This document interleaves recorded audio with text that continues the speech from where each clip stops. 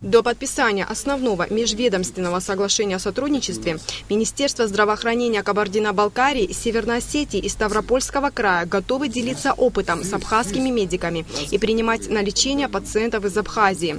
Качество медицины в этих республиках ничем не уступает московским медучреждениям. При этом цены на медицинские услуги на порядок ниже, сказал Анзор Гуов на пресс-конференции.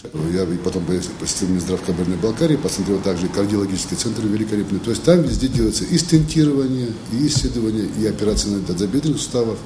Все те операции лечения, что делаются в Москве, там это то же самое делается. Просто ценовая политика там ниже. В Беслане построен огромный федеральный центр. В Беслане.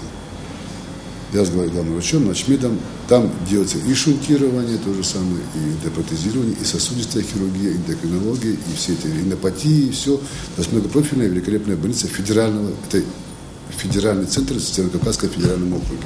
Стоимость лечения на лечебных курортах Кабардино-Балкарии для жителей Абхазии будет снижена ровно в половину. Достигнута также договоренность о прохождении стажировки медиков из Абхазии на бесплатной основе. В свою очередь, врачи из этих республик готовы приезжать и работать в больницах Абхазии вахтовым методом. Наполнение этих соглашений будет зависеть от главных врачей наших, от их расторопности и от их взаимодействия с этими центрами. То есть это не работа Минздрава, это работает прибыль.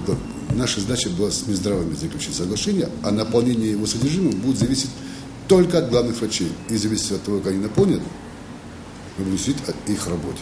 Анзор Гуов остался доволен успеваемостью 28 студентов из Абхазии, обучающихся на медицинском факультете Кабардино-Балкарского госуниверситета. В Абхазии будет выдаваться медицинский страховой полис России. Механизм выдачи будет разработан в ходе подготовки и подписания основного межведомственного соглашения.